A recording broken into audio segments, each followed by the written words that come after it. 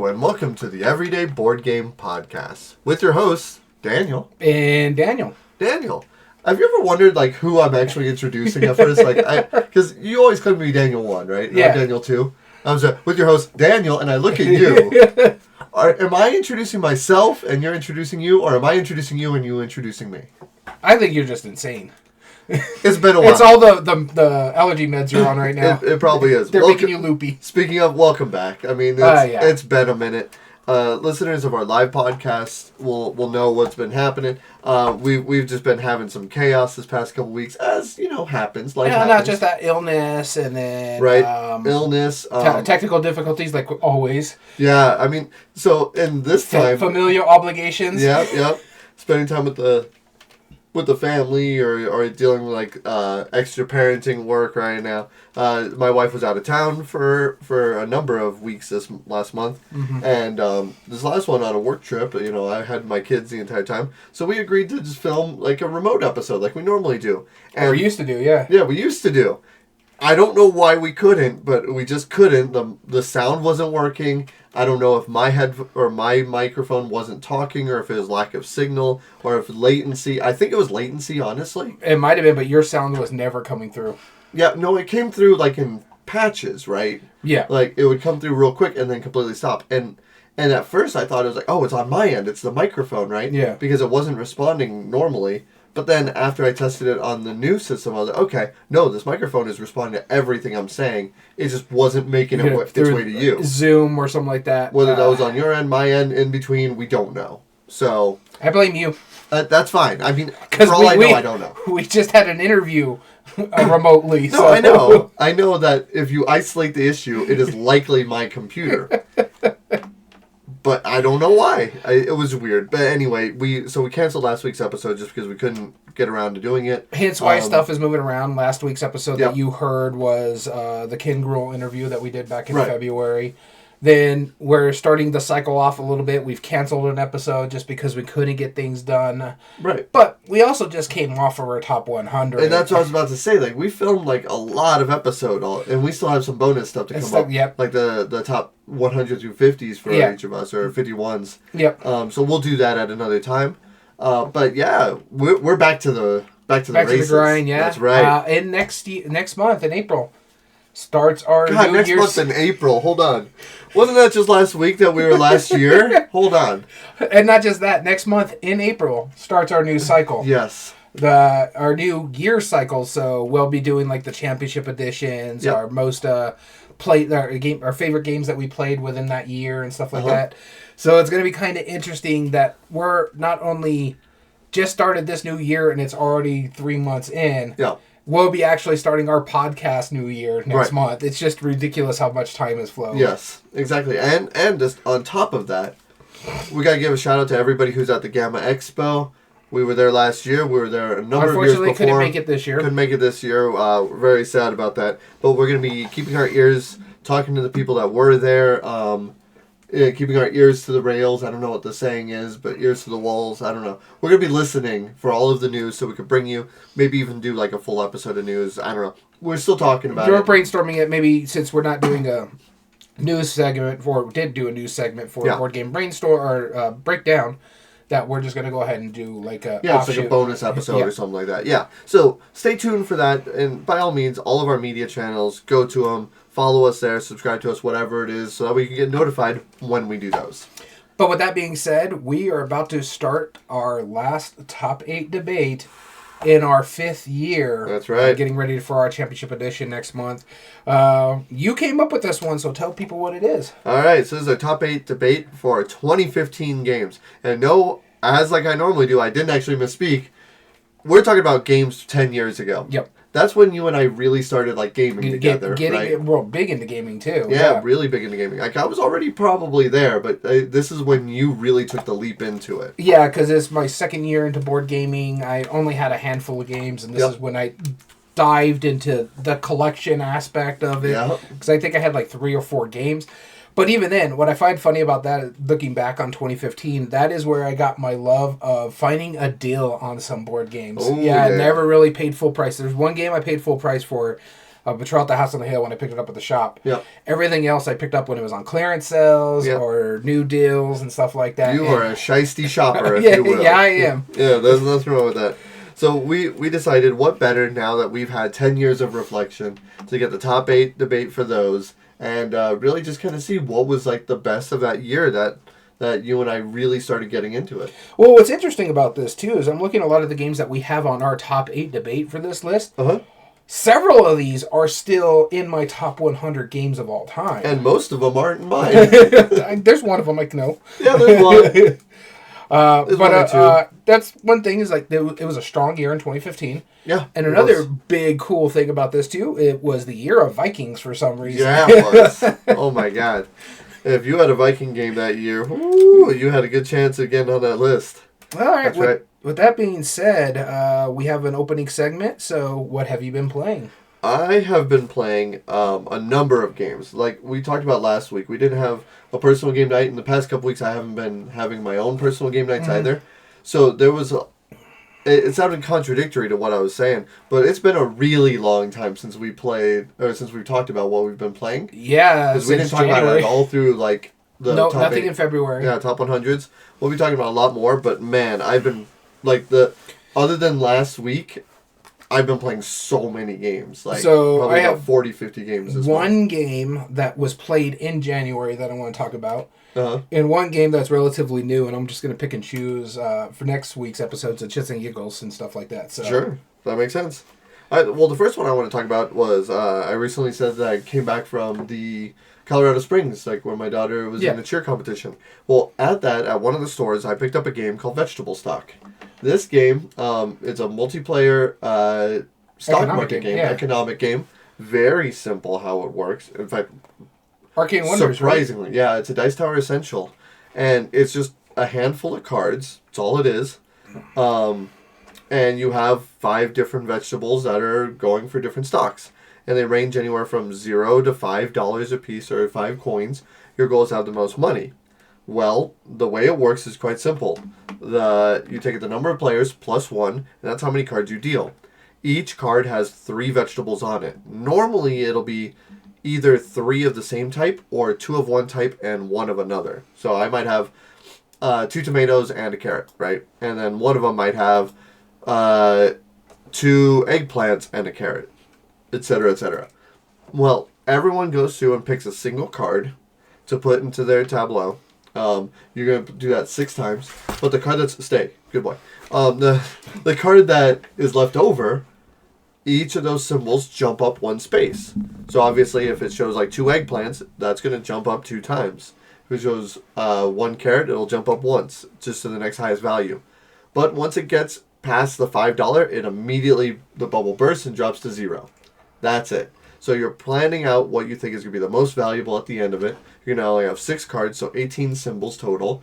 You're edging your bets, you're watching what other people are taking, and at a certain point you'll be like, you know what? I only have like 2 carrots. They're worth like $5 a piece. You have a boatload of carrots. Let's drop it. We're dumping these carrots, right? And make it completely worthless. Very excited. Very exciting. Hey, Luminous. And just an overall silly little game. Super portable. We played it at a restaurant, which is really a great way to do it. Oh, yeah. Like, normally, whenever I bring games to restaurants, like I play with my 2 kids, and we like to just sit there, like, during waiting time, we'll play out a game or 2, you know? Mm-hmm. But there's always that risk of, like, well, we don't know the game, so maybe by the time, like, we get one hand in, the game, or, like, the restaurant will bring us our food or whatever. No, we played this and then still had to wait like 5 more minutes for our food. Like, it was super snappy, super quick. Nice. Vegetable Stock, Arcane Wonders, fun stuff. Yeah, I'm a sucker for quick, snappy card games. You would like the mess out of this. I probably would. Yeah. It sounds everything that I would like to get. I haven't picked it up myself, but it does sound pretty good. I only have 1 quarrel with it. I always have to have 1 quarrel. You ready? You always have a quarrel. So, it has a nice little like cardboard little insert. And the way mine is folded is slightly shorter than the cards. So, like, that separator... All right, put it in a photo box. I know. Well, it's actually kind of a waste for a photo box. This could be in, like, a playing card tuck box, right? Like, it's that little components, right? But no, it's just, like, some of the cards have to sit slightly off, or you put all the cards in a single well, And at that point, why are you carrying around a box so big? That's like that big, you know. Oh, yeah. But that's my only little quarrel. Other than that, super yeah, nothing but complaints with you. cool. I know. Though I will say this: no game is perfect.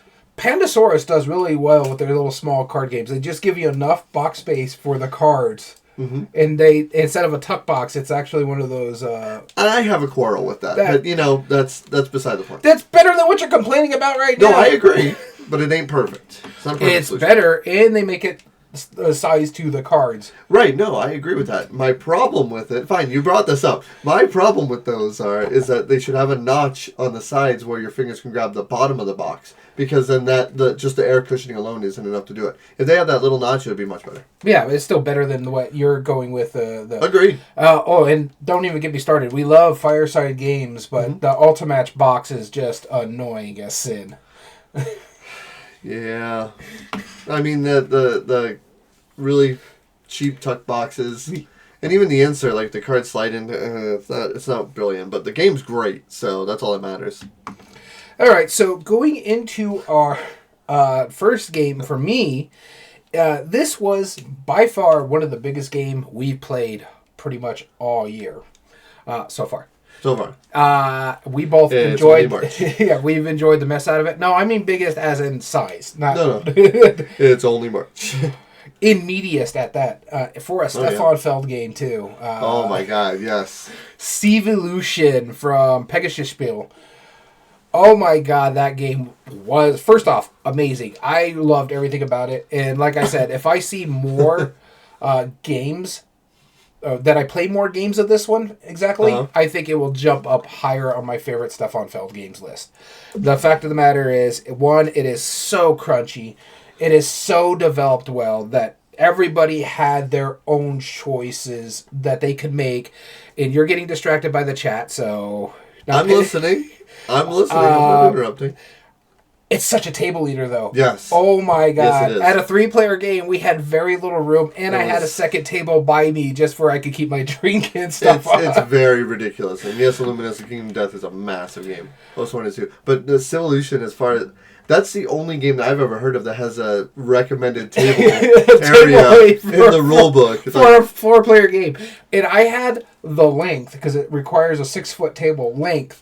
I didn't have the width, because it requires 4 feet. Who has a 6x4 dining room table?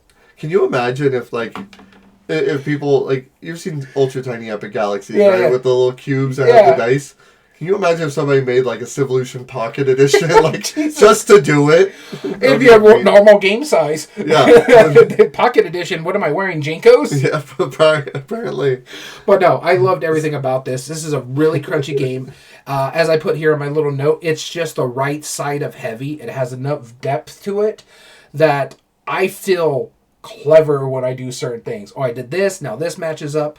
There's easy and simple dice mitigation where the workers, like in Castles of Burgundy, where you can flip numbers around, however workers you use, you can make that number whatever you want, or you just flat out use 2 numbers to give you a worker that could be any number that you want to use it as. Yep. I love that aspect. I love that it gives you asymmetrical starts. I love the fact that it is crunchy and it's a bit long, but it's not as long as you would expect. Say something like another prolific designer, Uwe Rosenberg, Feast for Odin. That is a heavy game. That has a lot of depth to it, but it is long. We played a 4-player game of that, and it took nearly 4 hours. It's basically an hour per player. We played a 3-player game of Civilization, and it took us one game night, and we still had enough time to play another game. So I really do enjoy it. I want to play it more. Like I said, I think it will climb up on my top of Stefan Feld list as well. Absolutely. Cool. Yeah, the last one I'm going to talk about is a 2-player game, one that I told you about that has a very unique theme, and I'm very impressed by it.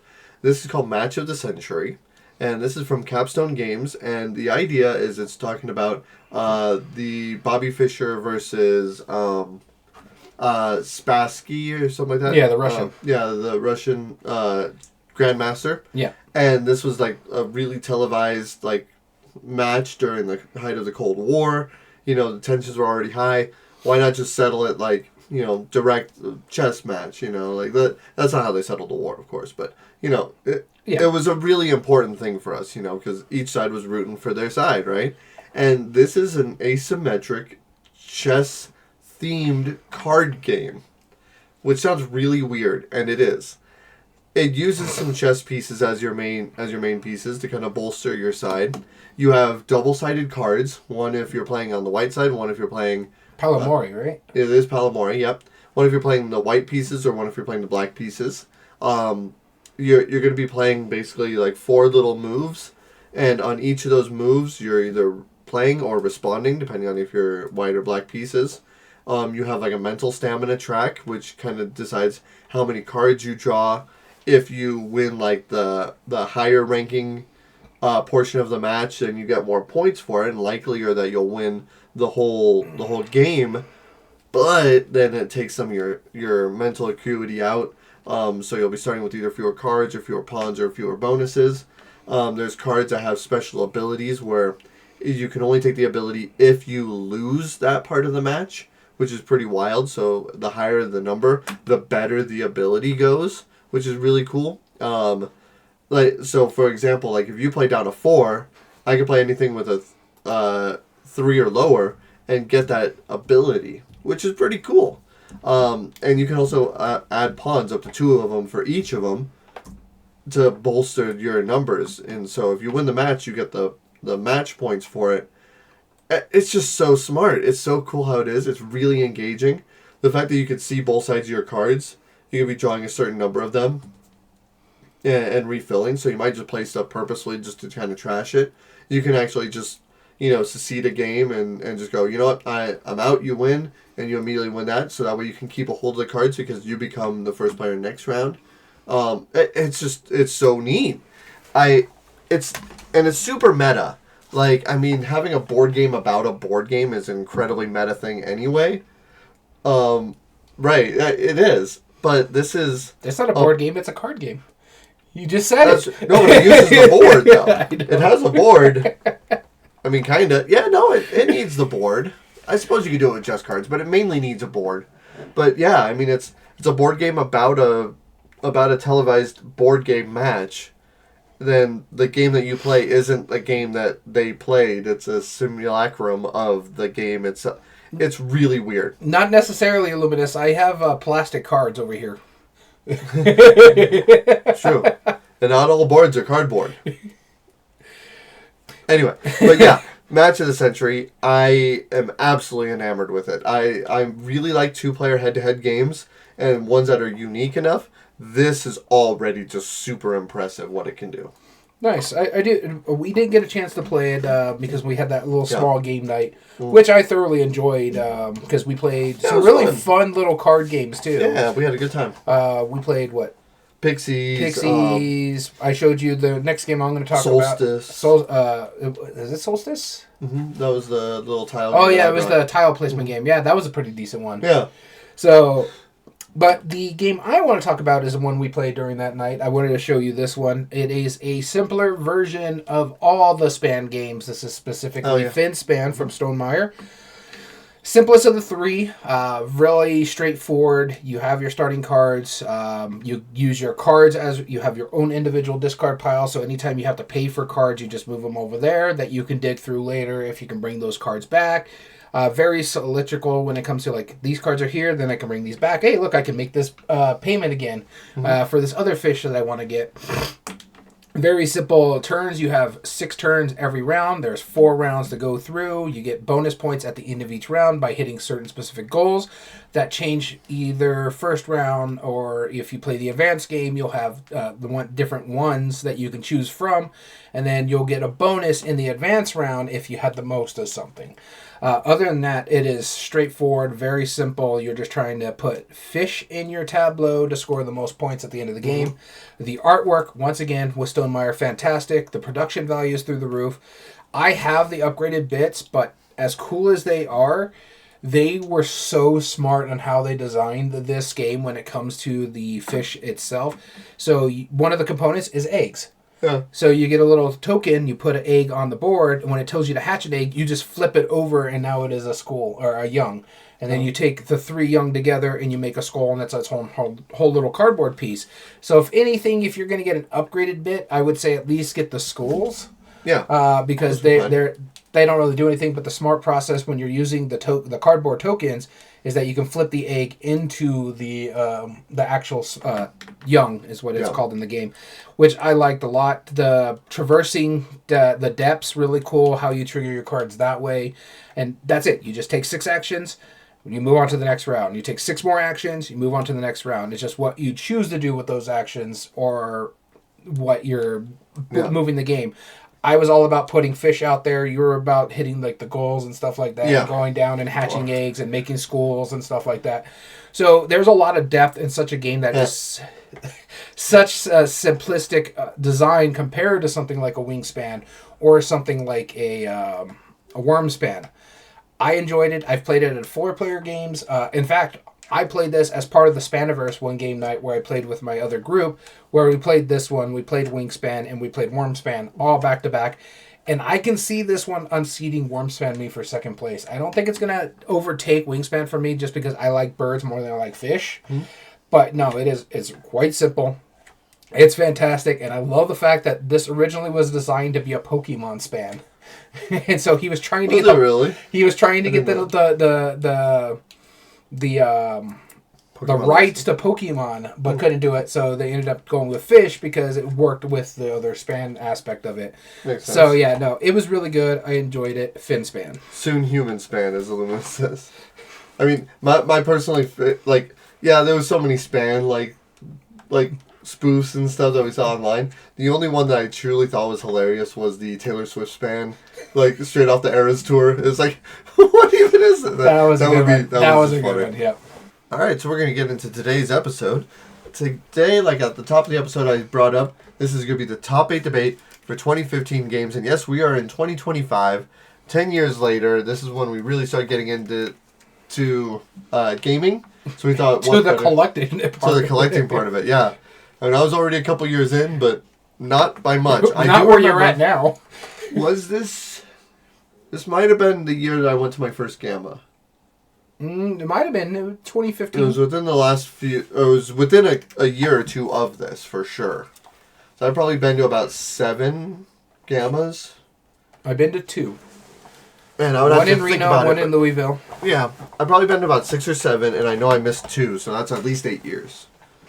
So, and I think I remember some of these games. I know one of our games, which we'll get into later, was Codenames, right? Mm-hmm. I remember seeing that announced for the Spiel, and I was already into it enough where I knew what the Spiel was. Yeah. So, that should at least say it that much. Yeah, I got into gaming in 2014, so this is a year when I really got depth into it, because I got married in 2013. My wife was trying to look for something for us to do together as a couple. We went to the comic shop because I was looking for a specific comic, which got sold already. But then you were over there doing your demo night and invited us over. But we were like, no, we have dinner plans, but we'll come back next week. And it's been downhill ever since. Right. Because I do know for sure it was 2014 that I really started doing that. Because in 2015 I was already living in Albuquerque. And I came back here for my wedding. Oh, yeah. No, if you watched our top 100... Outside of Dom, it's his fault. Mm-hmm. And most of the games are his fault. And then Dom came around and he added more games to that list. Yep. That's why we have a whole Damn It Dom. That's right. The Damn It Dom segment. All right. But let's talk about some honorable mentions. We posted on the Board Game Revolution group on Facebook, and we post our poll to let people vote for it. But we also let people add in their own.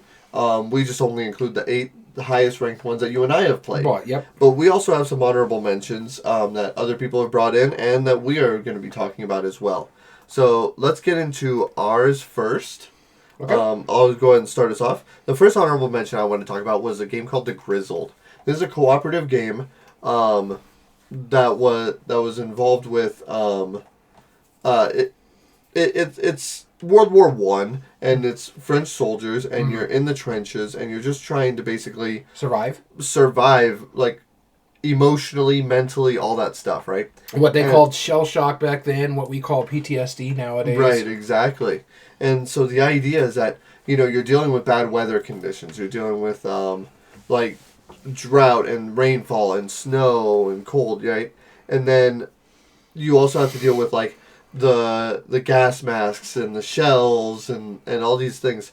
And basically, it's a press your luck cooperative game, right? Mm-hmm. You're trying to play cards, and if you ever get a third of anything, then you're done, right? So you're trying to play differences of a lot of different stuff. And there's a lot of room to maneuver, but eventually you have to get like these hard knocks tokens that or effects that are added to you where you either can't talk or you have to play a certain number or other things happen. But the thing is, at the end of every round, you're trying to go through enough, and if you play out your cards, one person chooses how many cards you all play collectively, like each, like 3 cards each or whatever, and everything you couldn't do, well, then that goes into like the communal supply and makes it harder for you later on. Yeah. And so it's tough. It's a hard game, but there's something really interesting about it. And it's just it has a whole different legacy too, because it came out right after there was a terrorist attack in Paris.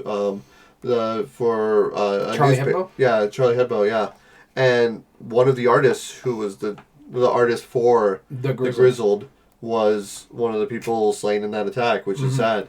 And I think that happened in either 2014 or early 2015. And so when this game came out, they kind of gave it as a homage to him and as a thank you, you know. But so it has a lot of sentimental value. It has a lot of provenance, a lot of history involved with it, and on top of it, it's actually a good game. So fantastic game. Yeah. Though I will say this, the Armistice Edition is really unnecessary. Oh, it's incredibly unnecessary. It includes miniatures that I don't think are ever used. Yeah, I don't think so either. It's just one of those things where it's like, okay, why do we have this? Yeah, because why not, right?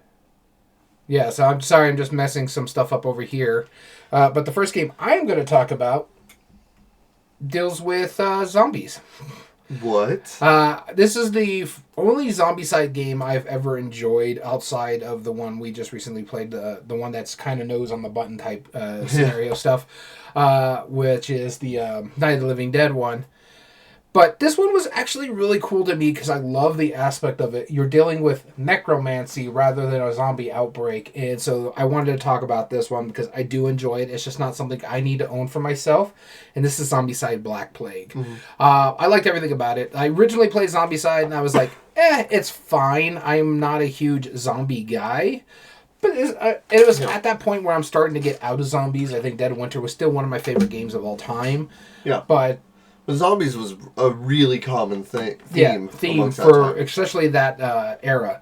It's because of The Walking Dead and stuff like that. Yeah. I mean, there was a Castle Panic version with zombies called Dead Panic. It was roughly around this time frame too. Yep. But I really did enjoy this one because of some of the changes that they did, upgraded, and to the point, the changes that they made in this game is standard in all Zombicide games, like the not shooting your partners or something like that. Friendly fire, or you have to do something really bad to hit friendly fire for once. So I liked everything about that aspect. I've enjoyed everything about this game when it comes to that aspect. Again, this is one of the games that really put CMON on the map, Zombicide and Zombicide Black Plague. This was one of their biggest crowdfunding systems ever to start them off. And so, it's done a really fantastic job of this series. But it is such an interesting aspect of it because they went into like that fantasy realm with the necromancers, but even have some of the tongue-in-cheek that CMON is known for. There's a character that's based off Batman, but legally distinct from. Sure. But he's also a knight, so it makes sense. And you don't have really like gunpowder weaponry that you're used to in most zombie games, so you have to use it with like crossbows and swords, and you're not making as much noise as you would in the other games. So it was really cool that I liked. I really enjoyed everything about that one. So Zombicide Black Plague. And I'm glad you brought this up because like I think we might have been able to debate this because I do believe I played this.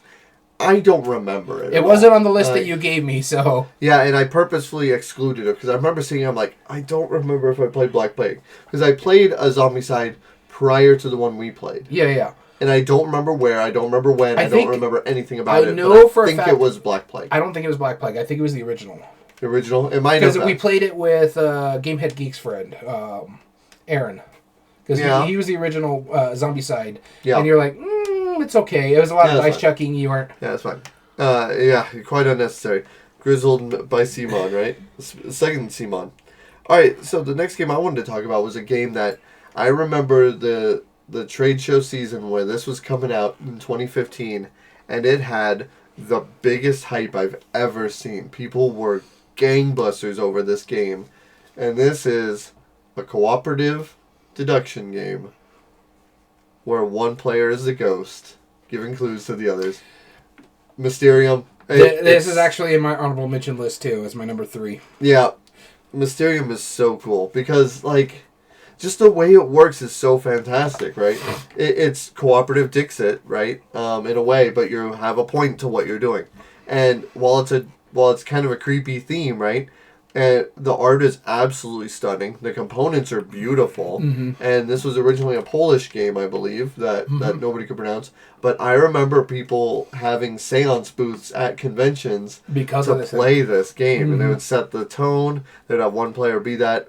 I wish I'd seen convention settings that do stuff like that now. Now it's just a booth, a table, and play the game. That's funny, right? No, that was back in the day when they would pull no. Some still do, but the conventions we go to don't really do that sort of stuff. No. Like, I know some people, like at Gen Con, they do that, but at Gamma, not so much, because it's just about, hey, come over here and buy these things for us to put in your stores. Exactly. I'm just like, I'm so impressed by it. So, Mysterium was just a fantastic game. It's still in my collection. It still hits every time I play it. So, yeah, Mysterium. Best Dixit killer around currently. Yeah, Mysterium is also on my short list, so I'll go ahead and put my 2 cents on this one. It's still in my top 100, I believe.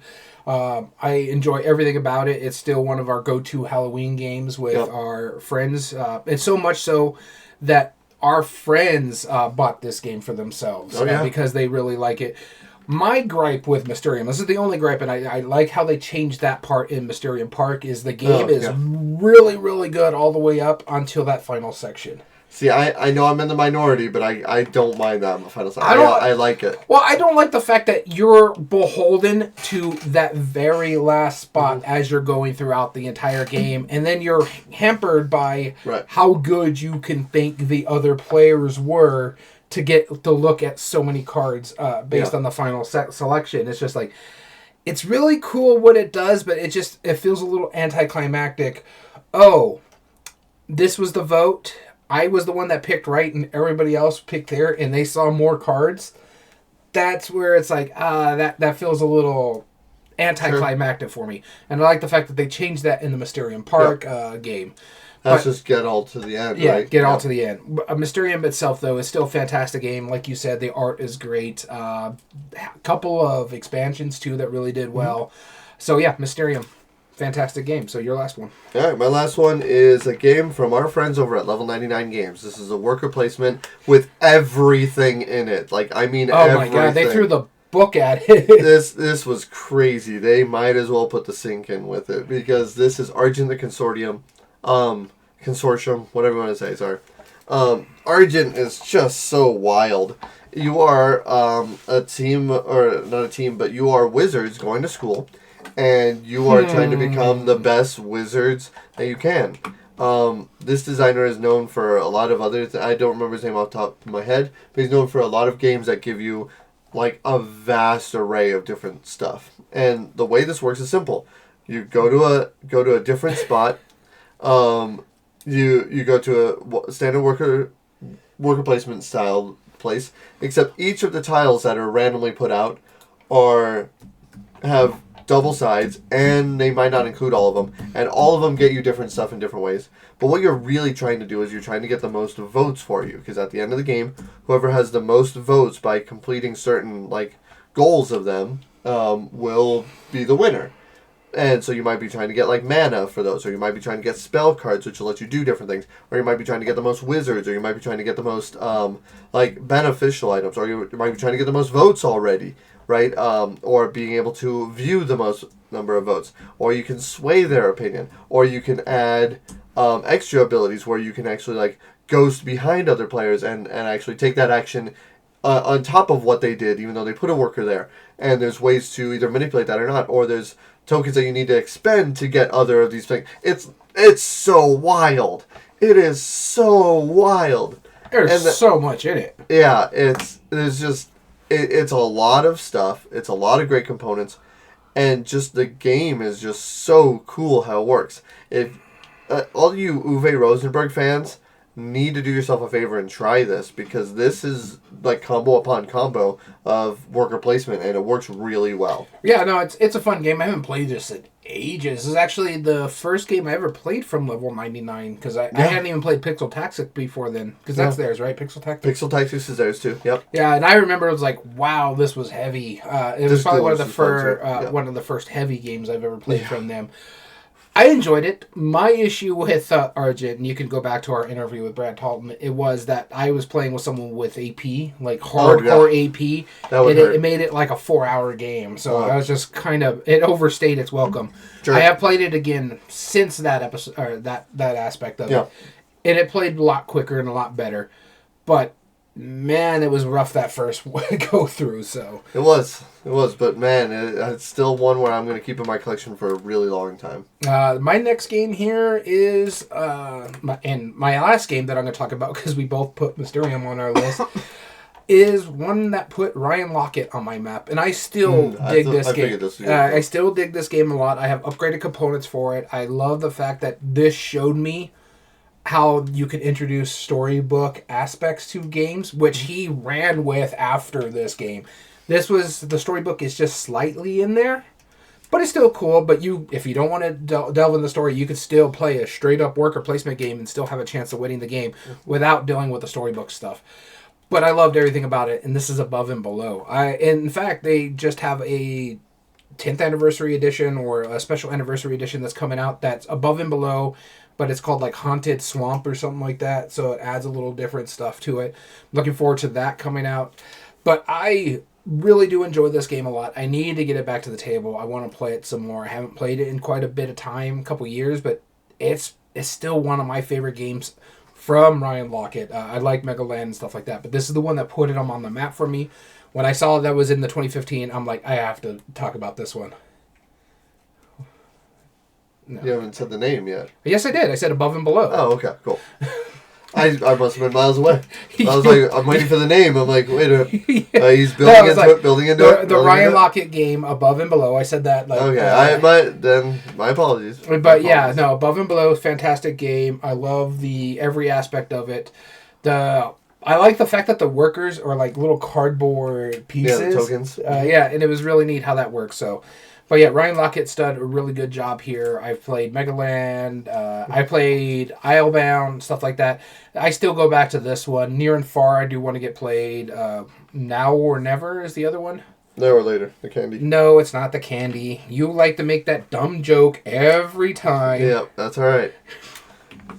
But with that being said, those are our honorable mentions. Let's get into our audience's honorable mentions, starting with G.A.M.E.R. He added Nippon. I have not played this one. Yeah, neither have I. I've been wanting to, though. Michael added Steampunk Rally. You know, I wasn't too much of a fan of this one. Very much disliked it. Alexandre added Grand Austria Hotel. I do want to play this one. I want to try that one a lot. Martha added Pandemic Legacy Season 1, which is Ascended, which is why it's not on our list. Yep. Ryan added Zombicide Black Plague. Hey, look, there was one of mine. There you go. Tony added Argent, one of mine. Yes, represent Tony. Doug added one of mine, Above and Below. Doug also added one that I considered, Broom Service. So did I. I need to play it more. Exactly. Yes. Pedro added Stronghold 2nd Edition. As well as Pedro added The Grizzled.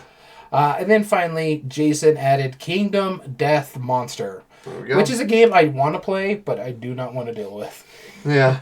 I mean, it looks cool, but yeah, again, I don't know. Was there any comments explaining their reasoning? There was some. Jason said, maybe not. Hold on. Yeah, Alexandre said, without researching too deep, Grand Austrian Hotel from my collection takes the cake. And the strudel. Megan said there were so many amazing games from this month, and there was. Our top 8 says it all right now. Simon? Yep, Simon says Raiders of the North Sea, but I do prefer Scythia. Okay. Which is the remake? The remake, which they added, kind of like how we're going to be talking about with the Essential Edition of Viticulture. They added some of the expansion stuff into the base game. Chris also said Raiders of the North Sea with all expansions. David said, Time Stories is an awful game with too many red herrings that can drag you off target too easily, costing you the game. That's the point. But David also added Codenames. There was no other game in 2015 that was superior to it. Yeah. Jason had added Kingdom Death Monster. That game is a beast. We were just talking about that. That's right. Robert said, obviously anything Feld published in 2015. Oh, wait. What is he implying there? Like, was Year of the Dragon out that year? I don't know what came out in 2015, but there was no Feld game in the top 2050 or something like that. Maybe that was the one year he didn't publish something. Yeah. That makes sense. And then Robert, I'll explain later, but he was asking where's the debate portion. And if you listen to our podcast, you knew where it was. That's right. There we go. Let's get into today's debate. Again, top 2015 games of all time. Those games are our number one seed, Through the Ages. What is the subtitle? A New Story of Civilization. A New Story of Civilization. Thank you. Going up against our number 8 seed, Time Stories. Our number 2 seed, Seven Wonders Duel. Going up against our number 7 seed, Champions of Midgard. Our number 3 seed, Viticulture Essential Edition. Going up against our number 6 seed, Codenames. And speaking of Vikings, number 4 seed, Blood Rage. Going up against our number 5 seed, Raiders of the North Sea. Very good. All right. And is there anything to say before we go in and explain how we actually do this? A lot of really good games on this list. 1, 2... This was definitely your year. 2? I think 2 are in my top 1. No, 3 are in my top 100. This was definitely your year. This was my year. 2 of these I'm a big fan of. The rest, they are what they are. I like a lot of what these guys do, stuff-wise. I love... And this was the year where it was a combination of Euro games and Ameritrash, the Euro trash, if you will. You have Champions of Midgard, which we're seeing here. Yeah. We also had Blood Rage, which is another Euro trash style game where it's a lot of theme in there. But this was also still really good Euro games. Absolutely. So how do we actually do these debates? It's quite simple. We have the Coin of Doom. We have the Cup of Doom. Each round, we are going to take the top and the lowest seed that are still remaining, pair them up against each other, flip this coin, and we will debate them. How do we come up with this list? It's the top 8 games that we have both played off Board Game Geek. Usually, if you go to our Board Game Revolution post, I will have a link to it in the thing. In the comments, as well as I will have a link to it in our details on the YouTube channel, as well as the details on our podcast side of things. That's right. It's super important that we play games that we both played and debate those, because we can make a fair argument for it, instead of having our bias. We also take our bias out of it, speaking of, because we have 5 criteria. I was about to say categories, but I was almost breaking that. 5 criteria called our G.A.M.E.R criteria that we actually break these games down with. Those are... Game immersion. Is the game fun to lose? Player interaction, i.e. table talk or role-playing, and memorable moments. Art and production. Simply the art, the production, the pieces and components, and the graphic design. Meaningful choice. Impact on other players, depth of strategy, tactics, or skills, and do arbitrary choices or AP make an impact on the game negatively. E for ease of play. Simplicity and familiarity of the mechanism. Likelihood to get to the table, whether that's mechanism or theme. And is it easy to learn, understand, and or teach? And finally, replay value. Length of time and scaling well. Minimum number of plays for the full experience. And expandability, whether they're already existing expansions, up to 1 future expansion, or confirmed by designers or publishers. And finally, if we cannot come to a consensus, because sometimes we can't, that's why it's so important that you vote, because we take the fan vote on the Board Game Revolution group Facebook page into consideration. If we just can't figure it out, we have to take it to them. All right, with that being said, he's going to flip the coin of doom, and we're going to get started. Through the Ages versus Time Stories. This week's coin of doom brought to you by Froglet Games. They gave this to me a number of gammas ago. That's Tails, me. You're starting us off. All right, let's see which one I get here, and I get Time Stories. I wanted this one. Yeah, this one's a little harder for me, too, because... there's a whole memorable moment to this series of games for me. but it's not in a good way. We I never know. finished the entire stories because there was a falling out in our game group, so I never got to complete the entire set. Right. Other than that, the game is Now, fantastic. just for clarification, how far did you get? Just listeners halfway know. through the third one. Okay. Prophecy of Dragons. Prophecy of Dragons. But I could do, you just need to play the base game, and you'll have an understanding how this game works. And each expansion adds a little bit of different flavor and a little bit of twist on the mechanisms. But what this one comes down to, it is by and far one of the best storytelling games I've played in a while. Because this one where we're talking about the player interaction, you have to communicate with your group. I went here, this is what I saw. You have to describe what you're saying by going to this certain part. Other than that, all the other games don't have as depth of player interaction like this one does. Yeah. Is the game fun to lose? Yeah, it's fine. You get annoyed with it further and further along you go because of the bosses or the agency you're working for. The memorable moments, there is some good memorable moments from us, like our friend Gamehead Geek pushing a button he shouldn't have in one of the scenarios we went into. Yeah. Me and my wife deciding to, also Gamehead Geek making us dance around a plunger and stuff like that. Spoiler alerts, but there is some really cool stuff that is going on in there. Do I think it's better than Through the Ages? I don't. I like a lot of aspects of it. The art is fantastic in this game. It is some of the best art on cards I've ever seen. But everything else is kind of bland because you have this stark white board. You have these little wooden tokens that are basically your markers on the board. And you got to put the stupid stickers on. And my God, if you play with the group I played with, they complain if the sticker is not straight or has a little bubble on it because of their OCD and stuff like that. But that's not a fault of the game. No, but I know. It's a thing that it was a choice they made, though. And the Through the Ages, the same thing. They have stickers too, so you got to be. Right. And the stickers are tinier. So that game group hates both of these games. Got it. Actually, no, because the Time Stories was one of the first times I ever had to put stickers on a game. I've gotten better as we go because of the grease. That's right. The art production is fine. I like a lot of the art better in Through the Ages.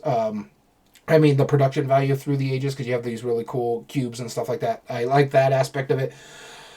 Out of the two, Time Stories is much simpler to play. For me, personally, Time Stories outright wins ease of play, because it is very simple.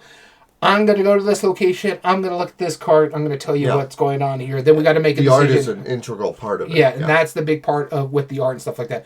So I think the art wins there. The graphic design, both are fine. I think the graphic design slightly better in Time Stories, but that's because how simple the game is. Replay value, I think, is another one that it wins just because just the base game alone, you're going to play it at least once or twice, just because you're... Oh, yeah. Just to see everything, to be successful, you're going to have to play it a couple times. And the other big thing about it is, and what I like about it too when it comes to the replay value on that aspect of Time Stories, is the fact that it pauses, like, oh, I remember what this does, so I don't have to worry about going here anymore. Yeah. So we know what this does, we already know what the code is, this is already situated. Right. Well, just start from here, go to this location and start working over here. Yeah. That aspect is really cool. The expandability, there's 10 expansions? There was 9. 10 scenarios. 10 scenarios, or no, 9 scenarios including the base. So there's 8 boxes. Okay, yeah.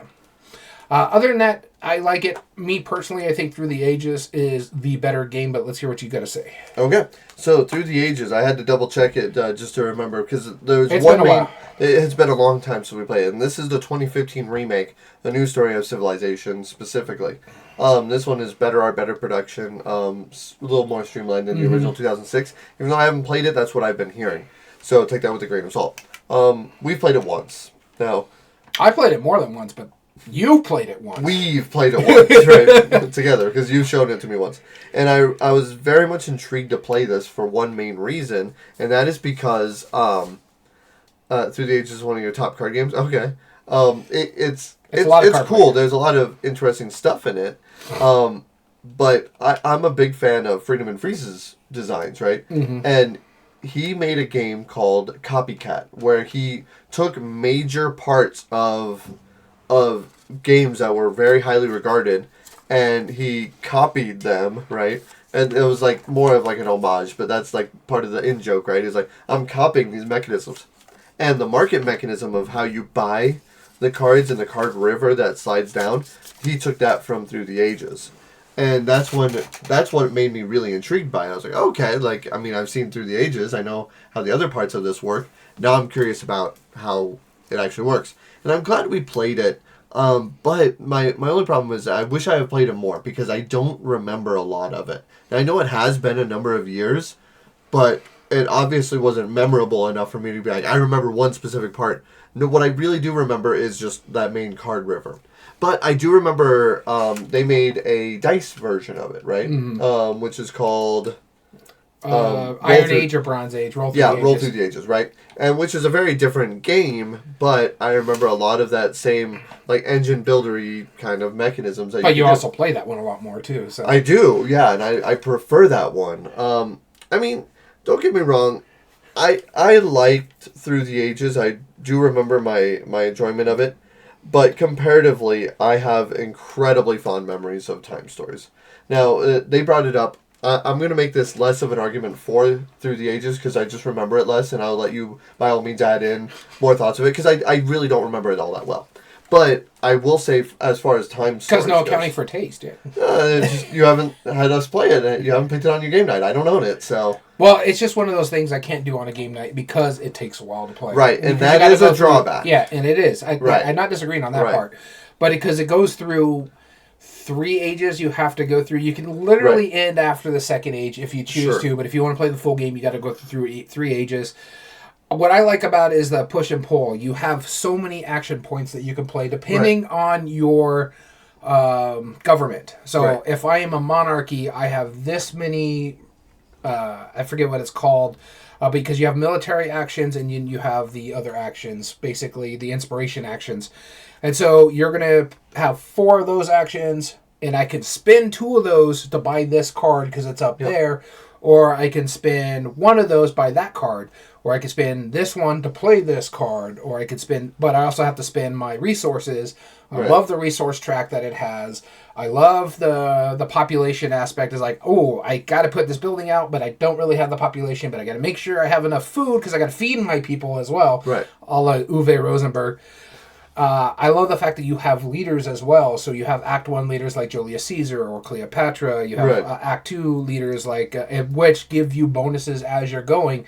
In my personal little fun Easter egg, like we like to talk about Easter eggs in games, this game is based off a video game that I played throughout my life called Civilization. Yep. They have one of the leaders in the Stage 3, which is like the future age or the modern age, of Sid Meier, who created Civilization. And so I really do this. But I agree with you, Through the Ages is the master of AP. So yeah, it's fantastic. I like everything about this one. But go ahead and do your argument about Time Stories. All right. The trash game. Whoa! Calm down. So here's the thing, right? There was one comment in our comment section that specifically addressed their issue with Time Stories. And their issue is the fact that there is a lot of red herrings. And the fact that you have to replay the scenario, that can grate on people's nerves. And I don't discount that whatsoever. There has been times when we played it where we're like, we should have known this. We should have realized this. You know, darn it, now we got to try this again, right? And that was still charming in our experience. I get why other people don't like it. I get why it's not respected as much. All I think that this really boils down to, and because I agree with you on what you were saying, I think ease of play goes to Time Stories, and I think art and production goes to Time Stories. Art goes to Time Stories. I don't know about production value. Production as well, yeah, because the fact that they were able to build a usable console, the graphic design is very clean, and it had to be because of the way that the scenarios did it. The insert was great. It even had like some little surprises for it, right? Through the Ages was fine, and the cubes are nice, but they're still just like semi-transparent cubes, right? They're CGE cubes. Yeah, they're CGE cubes. They are the generic CGE bits, right? So, and the art's fine, but again, like, if that's the only thing that we can compare it to, it's just a deck of cards and some boards. You know right? what to make it better? Recess boards. They should have given you recess boards. Now, that would have taken over the top, right? No, I personally think that ease of play and art and production goes with this. Meaningful choice and I think replay value and ease of play goes to it. Meaningful choice, I definitely think is Through the Ages, right? Oh yeah, fan. Game immersion, that's where I'm tossed up on this, genuinely. Like, and is because I think it's fun to lose because that's every time you play it, you get that much more information that you go into next time. You're not supposed to win it every turn. You have to figure out the best streamlined strategy of the story of what you're experiencing in Time Stories. That's the whole point of that game. So I think it's fun to lose. But again, I get why people don't like that. So that's where I'm tossed up. Player interaction, that's incredibly important in Time Stories. Yes, I give you that. Right. And then memorable moments, you said you had bad experiences. I had fantastic experiences. So, I mean, I'm cool in calling it a wash just because of how different those were. But so personally, I think Time Stories moves on in my mind, but I don't disagree with why you think Through the Ages goes on. So I'm cool with whatever you want to call this. Yeah, well, both are fun to lose to a certain extent. I know sometimes in Time Stories we're like, oh my god, that was dumb. Why did we do that? Right. Or something like that happened. And it basically, I know for this fact, it was pissing my wife off a couple of times. Sure. Right. And I know that I'm an outlier by how much I enjoyed that game. And the fact of the matter is, luckily I didn't get that deep into it because, like I said, there was that whole falling out aspect. But also the fact of the matter is, it just progressively got worse by reviews. From what I was seeing, is like from reviews, everybody loved the first one, and then it just kind of tapered off. And they were like, there was peaks and valleys, but there was stuff that was real. Yeah, but you're the only one that I've heard say, okay, this was not too bad, or this wasn't too bad. Right. I can't really speak to how those games work because, again, I only got halfway through the Prophecy of Dragons, and I did enjoy what that one was doing. Right. I didn't mind Marcy Case.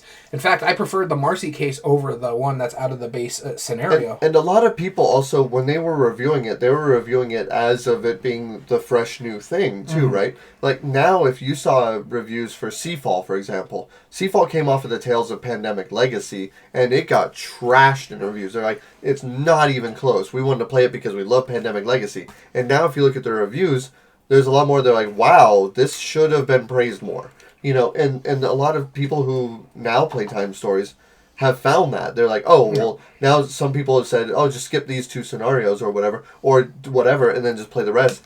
And they get that much better of an experience. So again, like, this is the only real conflict I see out of all of the ones that we're about to debate today.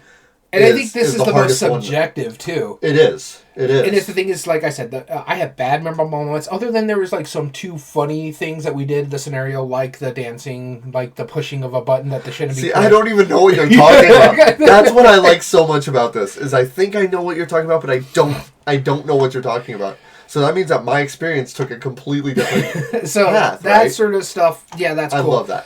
But the fact that the more I play Through the Ages, the more it gives me that feel of the video game that I grew up with, Civilization. I've played this with my other game group, and they enjoyed it. My buddy who played Civilization as well loved the fact that there was a game that gave you the feel. I love the asymmetrical part of it, too, where, like, if I'm playing a monarchy, I have different actions that I can take other than what you're doing if you're still a despot. Yeah. And so you only have the 4 basic actions, and now I have like 5 actions because I'm this. Plus I got more military actions. And I like how it gives you that asymmetry, and it leads to memorable moments in that aspect. It's like, I got Julius Caesar, and I'm a monarchy. I'm an emperor, and you guys got to deal with that. Yeah. But I agree with you on the player interaction. That is very important in Time Stories. So, yeah, fine. We can call this a wash and just go to the vote. I haven't even looked over I was going to say, just because of the fact that you haven't completed Time Stories, and I have crazy biased fondness of it, and how much more you know about Through the Ages than I do of my one play many years ago, let's take it to the fan vote just to be fair, and see what more players have voted for. All right, so Through the Ages is sitting at 9. Okay. And Time Stories is significantly less. So wow. Time Stories moves on. Or Through the Ages moves on. That's how that works. Sorry. And Illuminous, we were talking about second edition because Through the Ages, A New Story Civilization is the second edition of Through the Ages. So there you go. The people have spoken. That's why we do these debates. And that's why it's so important that you vote. Because I'm okay absolving myself from it just because I have such a fondness of Time Stories in my mind. Now going on to the next round. Seven Wonders Duel versus Champions of Midgard. I like both of these games, but we're just arguing base. Yep, just arguing base. So I got the wrong one in there. Oh, yeah, you do. There's your Seven Wonders Duel right there. All right. Shake up that cup of doom for real this time. We're testing to see if you guys are paying attention at home. All right, so I get Champions of Midgard. Thank goodness. I don't remember this hardly at all either. So, this might have been 2015 that I played this last. No, you played it later than that because we played it with the expansion. You thought it was so much better with the expansion. That's true. No, 2015 was the first time you played it, and then you played it with Mr. Wood. And so with the Valhalla expansion, which, by the way, is an essential expansion. If we ever do like a top chits and giggles where we're talking about essential expansions, but we're arguing base, so that's going to be a knock for Champions of Midgard, unfortunately. Though I do love this game a lot. And they're about to go on Kickstarter for the 10-year anniversary. You'll be hearing this. I think it will be live for the 10th anniversary edition. I like Champions of Midgard a lot. It is a worker placement with some dice chucking, where you're trying to fight monsters, but you got to make sure you take care of the trolls or everybody gets blamed, and the blame compounds for negative scores and stuff like that. I liked a lot about this is doing just base game alone, and we were talking about like the expansions and stuff like that. And we do have partly expansions can be helpful when it goes into the replay value aspect of things, but base game is fine. I would rate base game probably a 6 or a 7. Yep. With one of the expansions, this game jumps to like an 8 or a 9. I don't even need the other expansion. I just need the Valhalla expansion. But that's saying something about what is flawed with Champions of Midgard. But everything about this game, I still really love because of the dice chucking, because of the worker placement spots. I'm going to go here. I'm going to be the one that fights the troll. Hopefully I have the right kind of people to give me the trolls. Okay, I took this spot. Now I got to make sure I get to the spots that give me the certain dice that I need to fight this troll over here. I love the variability of the trolls. I love the variability of the monsters at sea. I love the different worker placement spots. Okay, I need to get this food choices over here. Got to go on a hunt over here, roll some dice, and get the possible hunt. Yep. Because I need to feed the people that are going on the boat to fight the sea monsters and give me champions or points and stuff like that. I love a lot of what this game does. It gives a lot of like in the game immersion. It is fun to lose. I love the player immersion because of the trash talking in this game. Why would you go there? Or the fact that like, no, go ahead and get on that boat. Go ahead. Go fight that monster over there. You'll be fine. Yep. You can do it. Make sure you got food to feed your people while you're making that trip. In the memorable moments, if you get that dice roll just right, it leads to those stand-up moments. This is another one of those games where I bring up Gamehead Geek a lot, where he rolled the dice and it actually worked in his favor. After the entire game, his dice rolls were not working well. And he finally slayed the beast that he was trying to slay, got him his points. It's like, yes, finally! I remember that aspect. The art and production is fantastic in this game. The different dice, the different... because you have like the axemen and the spears and the swordsmen, or berserkers I think is what the axemen are called. The art is fantastic. I have some of the promos that have like the dice tower where it had Sam and Z as a troll together.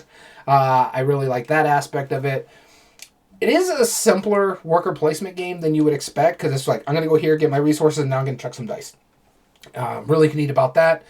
Replay value. There is 2 expansions. The length and time and scaling, well, it plays pretty decently. Adds time for each player, as most Euro games will. But it plays relatively in a decent amount of time. I say hour and a half to 2 hours for a 4-player game. Yeah. If people don't know what they're doing, if you do know what you're doing, it's about an hour for a 4-player game. It goes pretty fast because you're only playing through a certain amount of rounds. So yeah, I really like everything about this, but I don't know if it's going to unseat Seven Wonders Duel. Yeah, Seven Wonders Duel is kind of, for being a tiny game, it's a behemoth, right? The other thing is the player with all. This is a 2-player only game where you can go 2 to 4 with the Champions of Midgard. Sure, I mean that's about it. Yeah. But yeah, that's about it, right? So Seven Wonders Duel, so we've talked a number of times why my issue with Seven Wonders is that it's the depth to complexity ratio is ridiculous. It should be a very simple game, and it is functionally a simple game, but because of all the upkeep and the different resources you have to manage and all that stuff, it's uncomfortably complex. However, Seven Wonders Duel was their answer to that. It's 2-player only version, which fixed this 2-player version. Yeah, that was a big thing. Yeah, that was a big. Going back to the complexity of Seven Wonders 2, I don't know how people call Seven Wonders a gateway game. It's not. Sushi Go is a gateway game. Sushi Go is a gateway game, right? Seven Wonders is not a gateway game. Seven Wonders is simply kind of a complex, like build up your stuff game and hope that it works out for you. Hopefully you can get the card you need. This fixed a lot of those issues, especially the 2-player. It added enough complexity and enough like things that you can go for that it justified the amount of depth that you have to put into it. So it was equal. Like the amount of work that I put into planning what I was doing showed as I was playing. Yeah. And because there's 3 different win conditions. You can win by sciences, straight up victory points, or by winning a battle. Or winning the battle, right? The battle, yeah. If you win in any of those 3, that was paramount. And so much to the point where Cathala has now put 3 different win conditions in a bunch of different games, right? Well, it's not just that. When you need someone to make a 2-player game, you call Cathala for some reason. Right, apparently, right? And there's just so many different ways that you have the potential to win, which is really cool. And that was a fun aspect of it. It wasn't just a tug of war, like, who can tug the hardest. No, it was you can focus on this thing. I'm not going to let you get away with this, but then I'm going to excel at this one, right? What I like about that fact, too, is, like, if I go ham-hock into military, it actually handcuffs you as well, because you're like, oh, God, he's getting really big on military. I got to take this military card. Even though I don't need it, maybe I'm going to take it to pull this a little bit further away, or take this away from him and sell it as a coin. Right. If you needed 1 point to win and I take a card, that's not one more point for you to win. That's 2 points you got to win now, right? And so I like what it does. It's great art. Like, Seven Wonders have always had good art. Yeah. The pieces, and I know the components are amazing. I say this every time. I dropped one of these tokens into a cup of water once. A cardboard token, which would damage any other token. Thick cardboard. Brought it back out, patted it down with a paper towel, let it hand dry. Never noticed the issue, right? So that... I think there's brilliant production. 3 expansions for it. So They've got Pantheon, like Agora, and I think there's like a boat one. Exactly. No, I think there's a lot. Armada, that's what it's called. Meaningful choice. There is no... the way the cards come out is technically random, but you know that going into it, and every time you pick a card, if that unveils other cards, you know that risk going into it. It's not like dice or anything. I'm not hinting at anything, but it's not like dice rolling where random can... you're not beholden to random. You're not beholden to random, right? All those cards are going to come out no matter what, right? The game is fun to lose because it's like, you pulled it out there. I should have focused more on there, memorable moments. It's always like when somebody pulls off like a surprise victory, like in one of those subcategories. That's really cool. Great player interaction. It's like, like, just by me taking one card could mean a lot of different things, right? Well, not just that, too. It's more along the lines like, if I take this card, it really helps me. But if I take that card, it helps me and screws you. Yes, exactly. It's easier to play. Oh, yeah. I mean, I think there's more meaningful choice, and I think it's better art and production. I think Seven Wonders moves on. Honestly, I don't disagree with you. Like I was saying, if Valhalla was in here, I think Champions of Midgard would have a better chance because Valhalla really fixes one of the biggest gripes of Champions of Midgard. Yes. And that is once your dice are gone, they're gone. Whereas Yes. at least with Valhalla, you get some tokens to actually use your dice Right. tokens in Valhalla itself, which Yes. you still get something even if you're rolling bad. Right, exactly. Yeah, because that once you've built up that engine, it's such a letdown when you're like, oh, I rolled bad. Yeah. Okay. Yeah, exactly. Well, too bad for me. I guess I lost. Yeah. Fate decided. Yeah. Yeah. I don't think disagree Seven with Wonders you. moves I on. think Seven Wonders move on handily. Cool. Seven Wonders duel. In fact, I know how you always say I hate two players game. I really thoroughly enjoyed this game, and it was one of the hardest games I had to resell because it just wasn't getting played in here anymore. Right. But I got like a smidge of money off of it because the box was so beat up how much we played it. It's good. Had that honor. All right, our next round we're going to be arguing Viticulture Essential Edition versus Codenames. This is going to be the hard one. It's not hard for me. Well, it's not hard for me either, but getting us to Agree on one. I'll be arguing first. You get codenames, so you're happy. Good. Codenames. Spiel des Jahres winners for a reason. I mean, Viticulture, It was just a slow year for... Excuse me? What? No, Codenames is awesome. This is one of those games that is still being talked about to this day. It's still selling just as much. It is becoming a modern classic. Enough people have heard of it and have played versions of it that it just makes sense. Like, it's going to be one that, like, 20, 30 years down the road, people are going to remember Codenames. It's like Ticket to Ride, right? It's like Monopoly. It's like Scrabble. Codenames is one of those games that's going to still be there. I own 2 copies of Codenames. I can't even tell you the last time I played them. That's you. Everybody else who I play with have all played Codenames. In fact, I played Codenames like a couple weeks ago even. Like, it's not uncommon to play Codenames. I love the game. It's smart how it works, and every little aspect of it. I agree, Luminous. Yeah, Luminous prefers Decrypto, that's fine. And I like Decrypto too, a lot. But I get why this is just so easy for people to get into. There's a lot of depth. It's a 2-player team game. Oh, I'm sorry, 2-team game, head-to-head. And one player from each team is giving clues to their teammates, trying to get them to guess the certain cards that they all have in common. Now, they can see which cards are on my team, or I can see which cards are on my team. You can see which cards are on your team. If we're giving the clues, I would give a 1-word clue and how many cards it pertains to. And they're purposefully, like, some of the cards have multiple meanings. Some of them are homonyms, right? They sound different, but they sound the same, but they could be different words. Some might be spelled the same, but could have 2 different meanings. There's so many different aspects of it. And the fact that it's not just like half of them are split to me, half of them are to you, that would be too simple. No, a good portion of them are innocent bystanders where they don't apply to anybody's team. And then finally, there's one assassin hidden amongst all of them. So the clue giver has to absolutely avoid that at all costs, because at any time your teammate picks the assassin, you lose immediately. That gives so much cool tension. It gives so many fun, memorable moments. Like, especially when the very first turn you get, like when a player's like, all right, there's my clue, all right, this one. And that's the very first guess and it's the assassin. That's a stand-up moment where everyone's just like, what? Are you kidding me? What? And you lose the first turn. It's hilarious when that happens. That's exciting, and it's shenanigans, but it's super fun. The table talk is always open. Like, there always becomes memes amongst our groups. Like, we love doing that. Where it's like, your clue was sushi.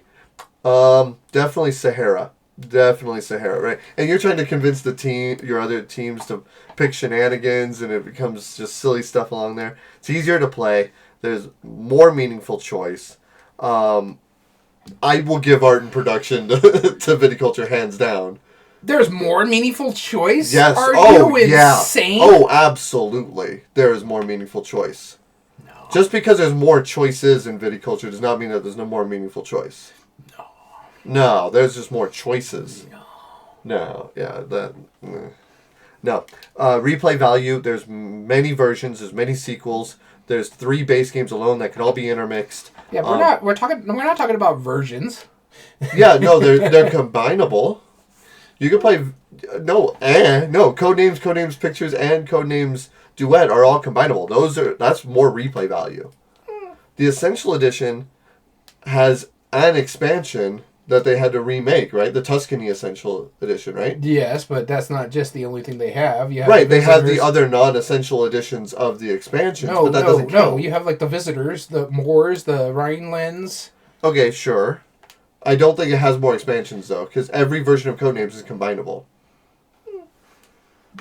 No, there is. Every version of Codenames is combinable. They have Simpsons, South Park, Disney Codenames, like all sorts of other Codenames. There's a lot. Anyway, choice, my ass. There is. Because impact on other players, that is a huge impact. If I guess one of your clues, that gives you a point. That's massive. Like, yours isn't even like worker placement enough because they give you a grande worker, so it's like it breaks the one big rule of... This is a 4-player game that hides itself behind a party game. It is not a party game at all. Who says... I never said it was a party game. That's how they describe it. But that doesn't matter, though. It's still... It's a party game because it can handle a large party. It can scale better. So I will give it replay value for scaling, sure. But as far as the meaningful choice, if I inadvertently give them a clue which makes them guess one of your words, much less the assassin, that gives you a double point advantage and ends our round immediately. That's massive. That's huge. No, I think there's no arbitrary choices. Everything has to be thought out. Oh, the same thing for very tactical. No, you get the hand of the cards in the 2nd and 4th season. The thing is, you have to pay attention to what you're doing with your workers, too. Sure, because you only have so many workers. Yeah. Yeah. But that could be, like, do I blow my load in the first season and just wait to do the second round? But because I get the pass in the winter season, I get to choose where I'm going to start in the next year. All right, we'll get to your side of the debate either way. But I don't see there being more meaningful choice over there. There's no arbitrary... Your impact is massive on the other players. And the depth of the tactics of coming up with the right words and the right codenames, that beats it in all three in my mind. Mm-hmm. But, by all means, you can shake your head all you want. But again, you wait till you're... What do you think about this argument here? Because... just because there's more things to do in your game does not make it more meaningful choice. There is much more meaningful choice in viticulture. You have to impact other players. If there's more... That was me, I think. Yeah, it's us. Okay, yep. But you have to impact the other players. But the fact that you could still get into what you want because of the grande worker, but do I use it now or do I use it later?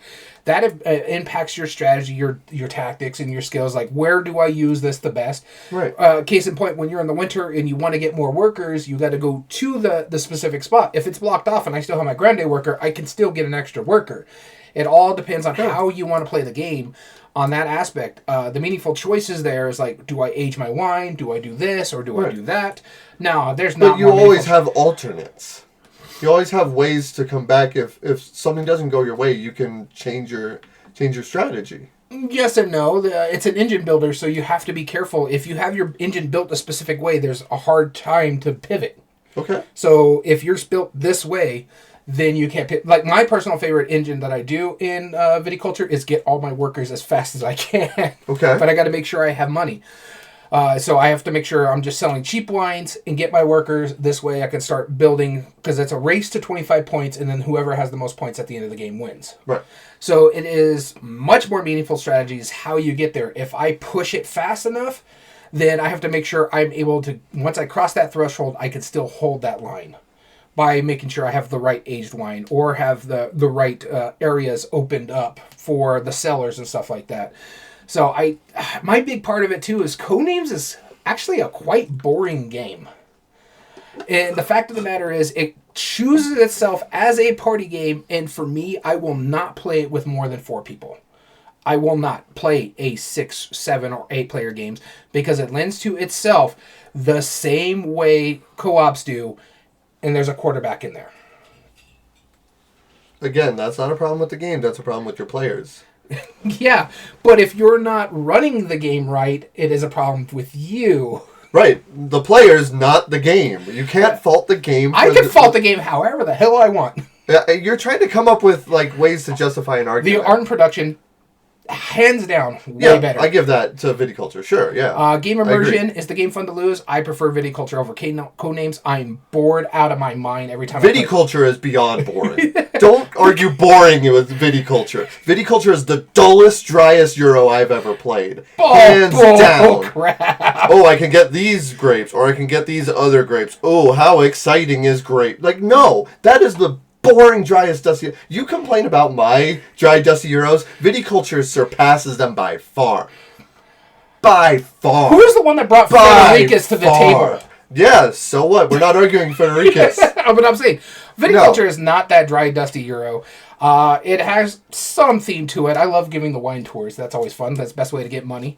Player interactions, not a lot of player interactions. There's no player interactions really in that one, other than taking the spots, but then you have the Grande worker, so I'll give you that. Memorable moments. Don't try to argue against the assassin. I guess the assassin is the best memorable moment, but the fact of the matter is, Codenames you're going to argue that it's bad to lose because of the assassin. No, it's fine, is what it is. I'd rather play Codenames Duet than any other version of Codenames. I agree. That's my favorite version. Because Codenames is that boring, and then when you get to a certain group... Thank you, Luminous. Well, yeah, wine is... I don't even drink, so... Yeah. Actually... It would be cool if they did viticulture and it was beer brewing rather than winemaking. You know what would be funny? If it was viticulture except secret spies instead of winemaking. Oh, God, no. Codenames. I'm not a fan. I don't mind the Harry Potter version all that much. I have the Marvel and I have the Disney versions, but even then, it's boring to me, that game. The art and production, again, is better. I think there's more meaningful choice in viticulture. Codenames is easier to play, and I'll give you replay value, so... Right. I have one. It boils down to game immersion, really. Because I agree with you. We're down to game immersion again. Jesus Christ. Like, I mean, the more players are going to have more fun losing in Codenames because of those exciting moments. That's the truth of the matter. What's interesting about this is that I have a game group that I've played both these games with, and they hate Codenames. You keep saying this one exact game group that goes against everything else I ever see at every shop that I've ever played Codenames. Or, like, we've brought... No, I played with people at the shop that didn't enjoy Codenames either. It is not exciting. Neither is Codenames. Yes, it is. No, you're just arguing to argue now. No. There is no way... I'm just saying... Codenames is better than Viticulture. I've played this with a big group, too, Codenames. I played 10 people playing Codenames. Yep. I walked away because there was no point in getting an argument edgewise. Okay. So, yeah, no, it's... And I've played it many times with that, and I've had an exciting time every time. So, Are we calling this a wash again? No. I'm not budging. You're not budging. We're both sitting here. You make stuff up every time, man. Codenames, like that assassin being part of it, is what puts everything on a razor's edge. That's exciting. Name the one thing in viticulture that has anything close to that level of excitement. Pushing in with the Grande worker, getting the bonus spot that gives me getting to use a worker placement spot that somebody that wants extra. Like, how is that as exciting as that? Well, because I like my dry dusty Euros more than I like a stupid party game that only plays 4 players. No, I have plenty of fun playing a bigger flip. Oh my goodness. I'm willing to call it a wash. You're the one that doesn't want to fight. I haven't even looked at the results. Fine, call it a wash. I haven't even looked at the results. I'm sure you haven't. Codenames. Sure, viticulture moves on despite not deserving it. Codenames doesn't deserve it. What was that, number 3? Viticulture moves on because you argued it in. Hands down. Well, our next round is Blood Rage versus Raiders of the North Sea. Pull that coin. Here we go. You're gonna flip the coin. It's mine. I'll tell you which one. I care 0 on either of these. They can both burn. I think one you like better than the other. I do. Actually, there is one that I like better significantly. Oh, I know which one it is. Yeah. Oh, yeah. Let's see if I pull it for you. Let's pull it. I'm gonna make the same argument that you did. Blood Rage. Okay, cool. So let me tell you how awesome the exciting pick and pass drafting is. Oh my god. Oh god. That is the most exciting, immersive thing because you know what Vikings did? Picked and passed cards. You know what's that's so honestly, thematic. It's exciting, and every group that I've played Blood Rage with has just like cried, saying, "Oh my god, this game is the best thing in my life in the world." What is this going against? Heated over spies and wines. I like that. That should be the name of our podcast. No, Blood Rage. Okay, so I'll give it its due diligence. I don't like it nearly as much as Raiders. I like Raiders much better. Honestly, I don't know which. I think I like Blood Rage more, but... And I'll tell you why I don't like Blood Rage. I'm not a big fan of pick and pass drafting, right? that being said... No, that's fine. I'm putting that out there just so everybody knows. Pick and pass drafting with overly sized minis. Right, exactly. The minis have no justification for that. But other than they look cool on the table. Yeah, sure, they look cool on the table, right? Here's the big issue, right? Pick and pass drafting is almost never thematic to the game. It almost doesn't lend itself to any level of meaning in the mechanism. Like, this is the closest, but when we get to that point, and I'll explain why. The only game that I've ever seen pick and pass drafting justified is Sushi Go, because that makes sense. Oh, that's your menu. It's like, I'll pick this one, I guess. You know, that's what I'm going to order from this part. And even then, it doesn't even fully make sense. But like, pick and pass drafting is just, I think, an arguably bad mechanism. Because I don't think that there's any I really think you're in the justification minority on that one. I'm fine being, and I will die on my hill. But if I have two Viking-themed games, and one is pick and pass drafting, and one is worker placement, it makes more sense that I would send my workers out there to the field to get the benefit of whatever they're going to. Not just worker placement, it's also pick and pass in a sense. Oh, not even close. Yeah, you put one down, you pick one up. Sure, yeah. That's how pick and pass goes. And you're leaving the other worker for someone else to pick up. Honestly, I am so indifferent to these two. Raiders is my preferred, just because I think it's just a more fun game to play. With that being said, though, when I played Blood Rage, I went full Loki and like absolutely destroyed stuff. That was a memorable moment, right? I will give it that. And you got second place by just doing. Second place, almost just purposefully destroying everything I did.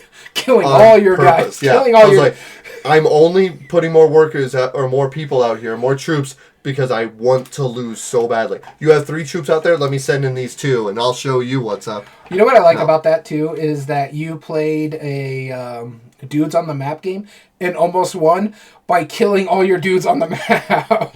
Yeah. I have never seen someone almost win the game by not having any dudes on the map. Yeah. It's pretty... For an area control, I had the guy. That's my guy there. He was a hermit of relics past, you know. He's the last in this ancient civilization of Viking warriors and stuff, and he just lives on the hill, and his castle is the size of an outhouse, and he uses it as such. So for me, right there, game immersion, just for that, is Blood Rage. Yeah, but when it comes to like Raiders of the North Sea, I like a little bit better than Blood Rage. Well, I like Blood Rage more, just because it's a more fun game. Yeah. But Raiders of the North Sea has one of the fantastic component or mechanisms that I wish more people would do. And it's the place a worker down and pick up, and you're taking both those actions. Yeah, which is awesome. Yeah, and so I love that. You don't see that a lot when it comes to worker placements and stuff like that. You don't. Yeah. I place this down, I take this action and get these resources, but it all depending on what color I put down, too. Right. So if I'm only putting down this color, I can only get these resources. But if I put down a gray over here, then I can get all these resources. But then that means someone can pick up that gray, and you need the grays to go raid in villages and stuff like that. Yep. So it's like... that aspect of it is really neat to me, but I also like the fact that it's like, ooh, there's a black one over there. I'm going to pick that one up, and now I have that one, because mainly you're doing all that at the bottom of the board to gather your resources to go above the board to raid the abbeys in the villages and stuff like that, to collect more resources and get your points that way. So I like that aspect of it. I haven't played any of the other North Seas trilogies. I played all the West Kingdom and stuff like that, but this one really comes back to me just because of the way you do that pick and pass or pick up and put down mechanism that you don't see a lot. So that is really neat for me. Plus, you also hire crew that either could be give you resources of some sort, or they're a part of your ship, which allows you to go and fight up in the Abbey and stuff like that. So it's really neat how that works. Out of these two, I'm fine with either one moving on. So game immersion, I think, is Blood Rage. Art production, I honestly think art production is, as much as I like the Miko's art, I think that's Blood Rage, just because The map makes sense. I've played Blood Rage 2-player, 3-player, 4-player.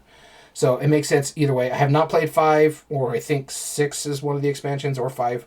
I will never play at 5. I tolerate it at 4. The art and production's fine. But I think the depth of choices in Raiders of the North Sea is much more meaningful choice there. Ease of play. Ooh, I don't know about that one. What do you think? Which is more simple? Neither. Neither? Yeah, neither. What do you think people more, the unique worker placement or the pick and pass drafting? Neither. the same? Like they're pick it because of Vikings. Yeah, that's true. The simplicity and familiarity of the mechanism, liking to get to, easy to learn, understand, teach. Yeah. And again, neither. Neither, yeah. Yeah, so that's a wash right there. Neither of them are easier to play. Replay value, length of time and scaling well. Both of them are long depending on the player count. Yep. Minimum their plays for the full experience. Neither. Expandability.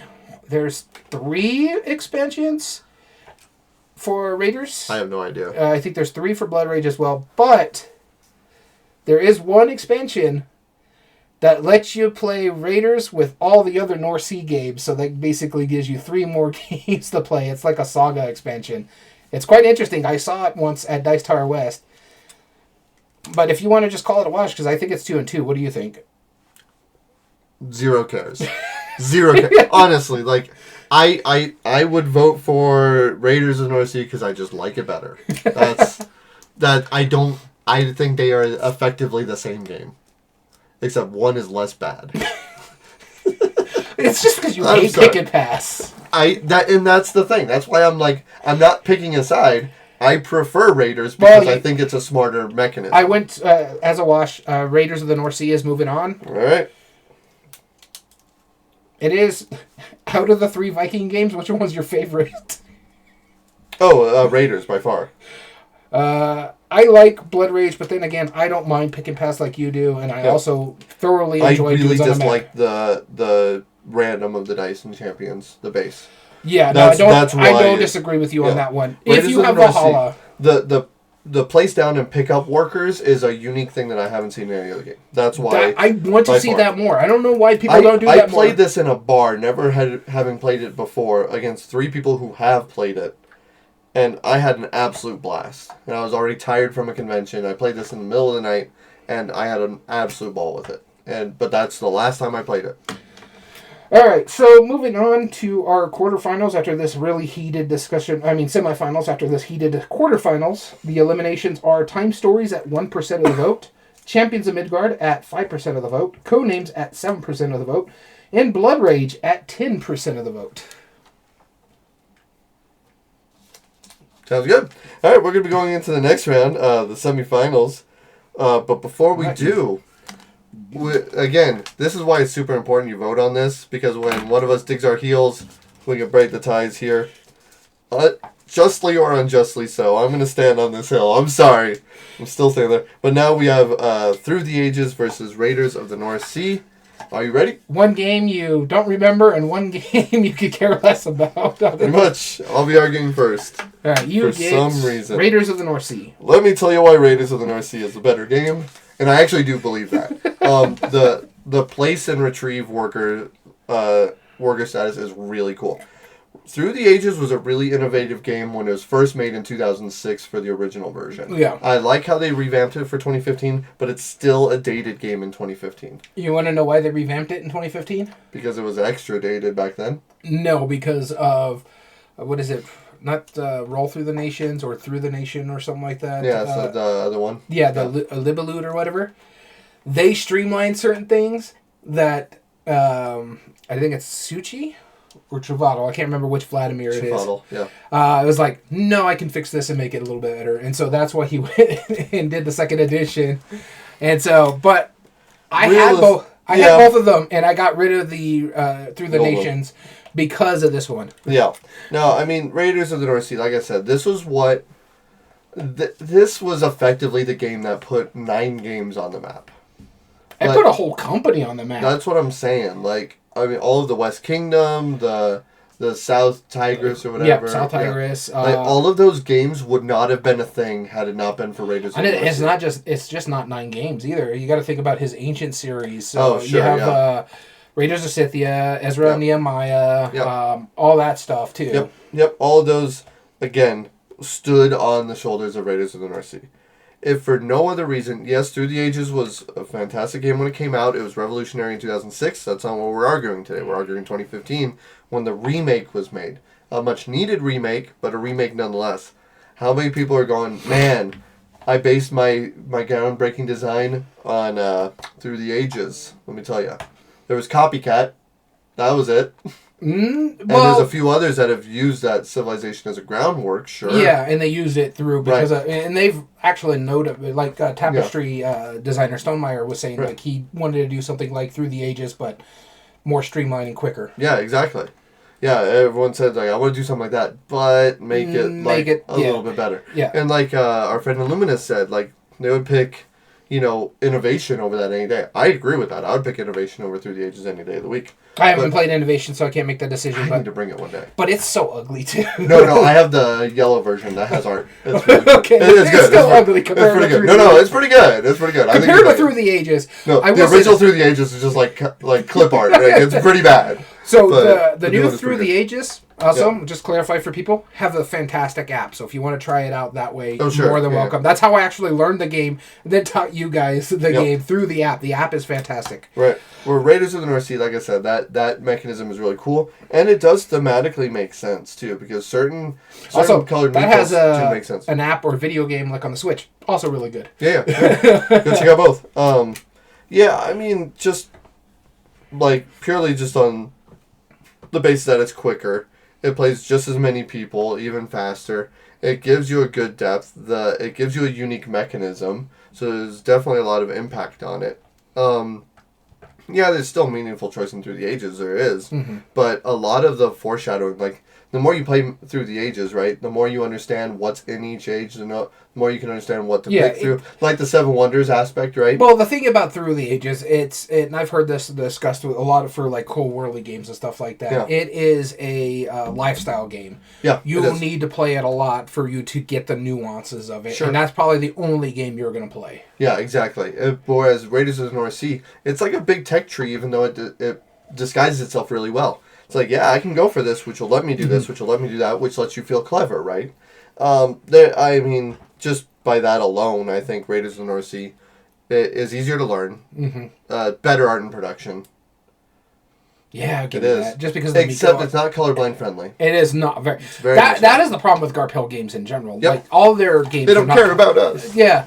Because the one we both like, Paladins of the West Kingdom, those workers, really hard to see the purples and the blues and the reds and the greens. It's like, come on, man. They have every opportunity to not do that. I can give them a pass for 2015. I can't give them a pass by this day and age, and they're still not doing that. So nope, they've heard the warnings and they said, no thanks, colorblind people. Too bad you're not good enough to play my game. No, quote. They should put that on the box. Oh, so for both, Raiders of the North Sea is mine.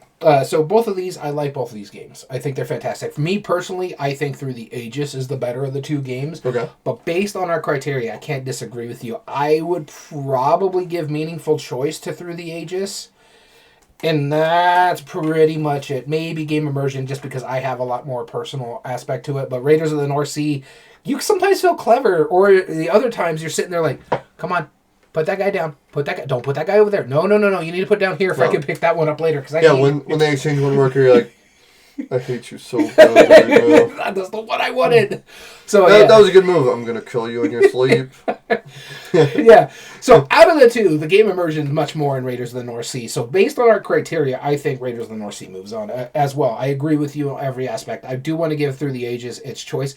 It is a much more thoughtful game. You have to play smart with this game because a critical mistake can hurt you in this game.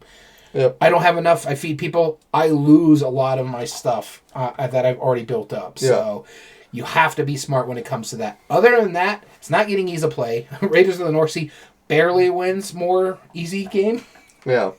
Replay value, Raiders of the North Sea has more expansions. Length and time and scaling well. It plays a lot quicker.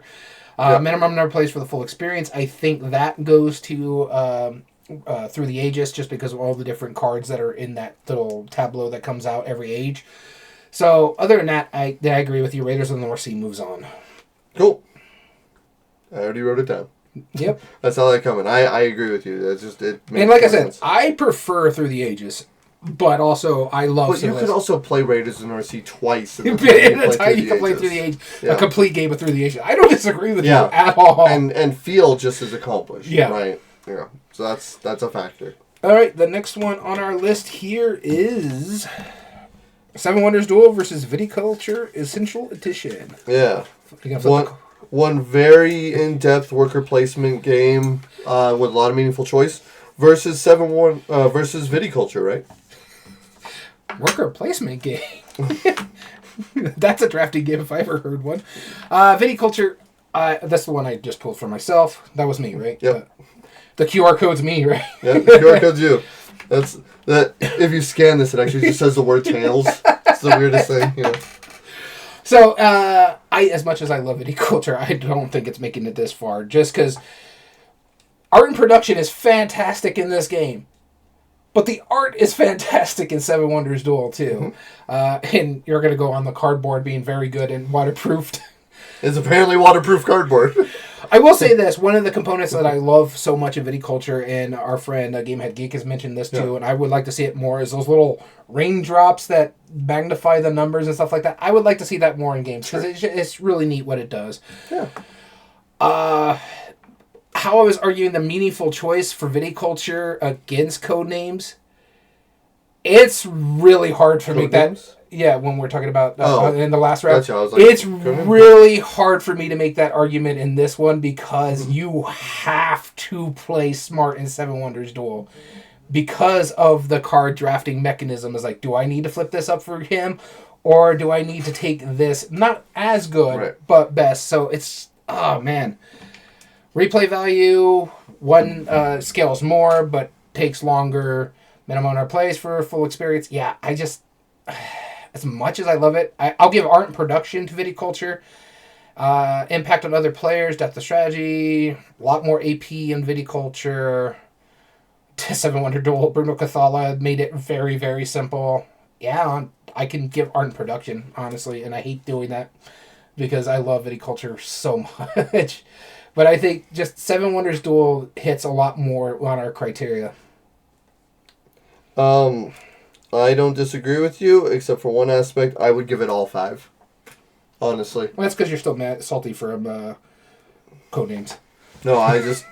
there's not a single one of these categories I don't think Seven Wonders doesn't excel at. You know, honestly. Like, I mean, like, I know there's some where it's like you feel like a little more strongly towards it, but like, I mean, for me, it's light and day for all of these. I like the pieces and components more in Viticulture, and I like the graphic design more. The art is fantastic in Seven Wonders. Yeah, it is. Yeah, the art. Pieces and components are fine. And again, I don't want it to sound like I'm a hater on Stonemaier games. No, you hate Stonemaier games. They're trash to you. Yeah, just like how you hate 2 players, right? That's why you don't want Seven Wonders, right? Well, yeah, because I got a replacement for it. I got the Lord of the Rings version. Yeah, which, despite you hating it so deeply... I don't know. That freaking Nazgul track where it's chasing the ring bearers, that is really cool. That is a cool component. It's a shame you hate it. I love that game. I know, it's a shame you hate it. It's 2-player. You're like, man, you're just jealous I own the game and not you. This Nazgul track would be so cool in a not 2-player version. Oh no, it would. Imagine playing 1 versus many. I ain't playing the Nazguls chasing someone down on this little track. That would be cool. That would be cool. No, I agree. Seven Wonders Duel, I just think, moves on. I mean, it just what it did over Seven Wonders just excelled it to upper echelons. Almost nobody who's played Seven Wonders Duel prefers Seven Wonders over it, just because unless they're just in a bigger group and they hate 2-player games. That's really the only justification for it, right? This does everything it does and better. So much. Like, the only reason I like Seven Wonders Architects over this is because I love streamlined games, and I really appreciate how streamlined that is. I still prefer this one over, I would say, over I get Architects. That. Yeah. And it's just because, again, it's 2-player, won't get played. Right. The only time I will play a 2-player game is if the other guys cancel and it's you and me playing games together, or you cancel and it's me and Dan and Dom playing games together. Other than that, my wife won't play games when we're just chilling at home. Right. I don't have kids, so I can't force them to play with me. And then it's a useful skill. Yeah, I have my game groups are usually 3 or 4. So no, that makes sense. But no, I agree. Seven Wonders Duel moves on. With that being said, we're moving into the finals. Through the Ages was eliminated by Raiders of the North Sea. It had 9% of the vote. And then finally, Viticulture was, I believe, our highest vote getter. Yes. And it was eliminated at 19% of the vote. So, a lot of people disagree with you on that one. They weren't voting on which one's more strategic or which one has by our criteria. Better memorable moments. That's not what they said. They're just voting for their favorites. Yep. And a lot of people on this forum really like Stone.Meyer games and would throw anything else under the bus because of it. Yeah, you know what? They would. And you know that. No. I'm just saying, speaking of from experience, based on this specific forum, I see more posts about Stone.Meyer hate, but when it comes to Stone.Meyer votes, they get the highest vote. Right, every time. Right. It's like, they're like, what I is hate going Stone.Meyer on? so much, but man, those games are so good. It's so weird to me. Every time I see this, Stone.Meyer gets all our votes when a Stone.Meyer game's up there. Yeah. But then most of the posts that I see on Board Game Revolution is people complaining about FinSpan, how it's a cash grab, or Expeditions and stuff like that. It's like, okay, I guess it's the silent majority that's voting over here. Yeah, exactly. It's the loudest people sometimes, you know. All right, now we have Seven Wonders Duel versus Raiders of the North Sea. And we, as with always with our top 8 debates, we take ourselves out of it. We're going to go criteria per criteria. We're not going to flip the coin of doom. We're not going to pull from the cup of doom. We're not going to flip the coin of doom. We're just going to go case by case. Is there any that stand out to you immediately? There is one for me. Easily. I'm looking over here. Honestly, a lot of them pop out to me that I know which one wins, and I think it's not even close. Well, ease of play is the one that pops out to me. Oh, yeah, that's Seven Wonders. Right, yeah. Art and production, both have really good art. Both have decent pieces of components. I love the little shield piece for the war track. Yep. Mm-hmm. Both graphic designs. There's no waterproof tokens in Viticulture. No. And my thing is, I did find out. So I had a coin that fell out of Seven Wonders Duel in my cup holder, and now granted, it's been sun damaged and leaked on by like various styrofoam cups over the course of about 6 years. It does not survive that. It took 6 years to do that, and it's still mostly intact. It's still mostly intact. Slight texture change. And here's my thing where I think Seven Wonders gets art and production. Both art are fine, so that's kind of a wash to me. Pieces of components, both are fine to me. Okay. For me, the graphic design because it's not colorblind friendly. Half the time I'm sitting there like, okay, what is this going on over here? I can read everything in Seven Wonders Duel and know what it does. Okay, I know I have this card, which means I don't have to pay for this card. I could just outright do it because it has that tag. Yep. Very simple graphic design. That's why Seven Wonders Duel gets art and production for me. Okay, I agree with that. All right, anything else for you?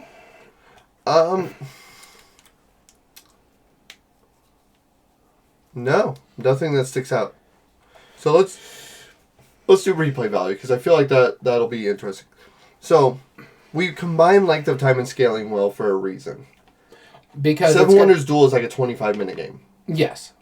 And 2 players is about 12.5 minutes per player.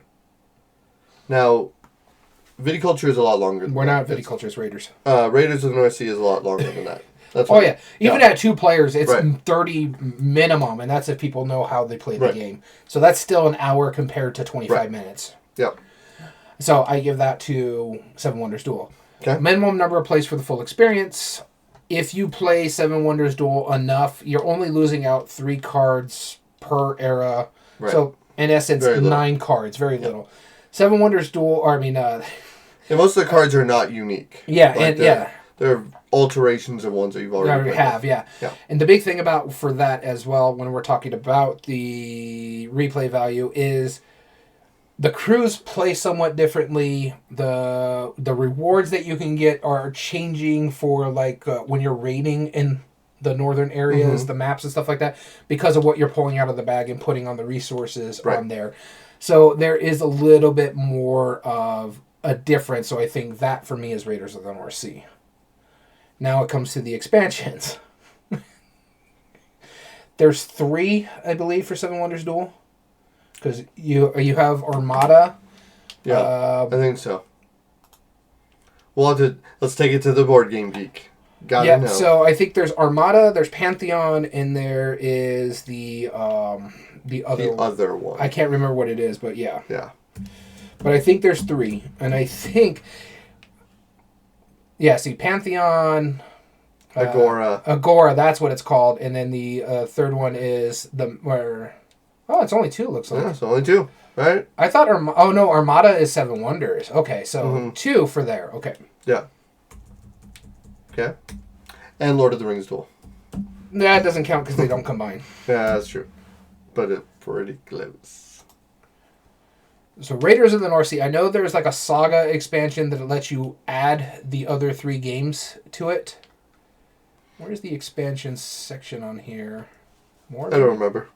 Right there. Yep, on the drop down. So 1.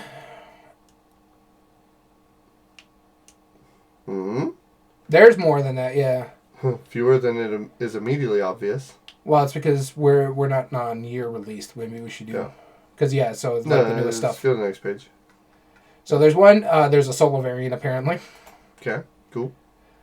Outsiders, promo card, Fields of Fame. There's another one. Okay. Hall of Heroes. Yeah, so it's more expensive. Yeah, sure. And there's the one I was talking about, the North Sea Rune Saga, where it allows you to add shipwrights in the other North Sea game, which I got. Okay, so Raiders of the North Sea gets replay value. Okay, works for me. I'll give you that. Okay, we have Meaningful Choice or Game Immersion. Meaningful Choice for me is Seven Wonders Duel, in all honesty. Impact on other players, you have, again, and it's also with like the arbitrary choices and stuff like that, you have to play smart when you're playing Seven Wonders Duel, because it's like, again, do I do this and leave that really good card for you, or do I take this and help myself, but may hurt myself in the long run by allowing you to have that card over there? Yeah. And it's that kind of thing, because again, your choice is, I could take this card away from you, even if I don't want to play it for that specific ability, I can turn it into a coin. Yeah. And I love that aspect of it. So, Seven Wonders Duel, when it comes to that, depth of strategy, tactics, or skill, both of them have really good strategy and tactics because of the worker placement aspect of it. Yep. But arbitrary choices and AP make an impact on the game. You don't really feel it in Seven Wonders Duel. No, the AP. You don't. You do in Raiders. You do in Raiders. So, Meaningful Choice is Seven Wonders Duel. Yep. And by proxy, that means it wins it, but we'll just finish this out. Game Immersion. Which game is more fun to lose? I think Seven Wonders Duel. I agree. Yeah. Player interaction. For a 2-player game, there was a lot more player interaction in that one. Though you are cursing other players out in North Seas when they take a piece that you want off the board. No, but it's directly like, I know you're going for this one. I should take that one. What's it going to do to your brain when I take this one instead? And you just stare them down like, I know what I'm doing. And then, I'm going to take that coin. Yeah. And you take that and suddenly they're like, what do you see that I don't see? Like, what? What? Hold on. I need a coin for a resource. Don't worry about it. Like, you made a bad play, but you were so confident in it. Suddenly, I'm thinking, that's without a doubt. All right, so I think we both agree Seven Wonders Duel. Yep, Seven Wonders Duel moves on. And wins it all. That's right. Codenames was Seven Wonders Duel was the winner of the 2015 game, according to our top 8 debates. Kind of. Most of our top 8 debate. He's still salty about it, but Raiders of the North Sea actually held its own when it came to the vote. It had 16% of the vote. It was our second best vote getter. Seven Wonders Duel tied with Through the Ages at 9% of the vote. So Civilization games didn't even get 10% of the vote. Let me ask you a question, honestly. I'm going to check something real quick. We had 259 votes. So that is impressive. That is. If Codenames made it to against Seven Wonders, what would you have argued? I still think... Meaningful choice. Meaningful choice? Mm-hmm. Seven Wonders Duel. Okay. Art and Productions, probably saying Seven Wonders Duel, yeah. Replay value. Well, if you're counting all of the games, right? If you have to, yeah. Yeah. Well, if I have to. Well, we can't just ignore them. They're expansions, sir. They're standalones. Yeah, but, like, you have also, like, 200 double-sided cards in the game. That's a lot of replay value. A lot of text is what it is. Unless you're adding pictures. They're one word each. It ain't that. That's 400 words. That's a short paragraph. If I would have to do it to... But easy to play. Easy to play would probably be code names, but barely, just because... Oh, yeah. It's not even barely. But with that being said, Seven Wonders Duel is our winner, so let's close this out. All right. So, we want to thank you so much for tuning in. If you ever want to contact us directly, tell us why Daniel is wrong or Daniel is wrong, you can email us at everydayboardgames2020 Also, we have an Instagram, instagram.com/everydayboardgames.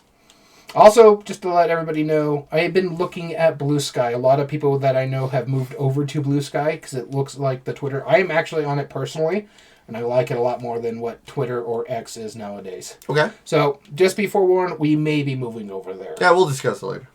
All video re-uploads and reviews are found on youtube.com/@everydayboardgames. And if you like what we do, there are 3 things you can do to help us grow on the platform. Subscribe if you're not, like the video, and comment down below and tell us your thoughts on the subject. We stream our episodes live at twitch.tv/everydayboardgames. Please join us follow us here, and you subscribe. It sends us some money, helps us pay for the podcast. You don't have to. Just join us in on live discussion because we like hearing from our friends at Luminous and anybody else who joined us on tonight's episode.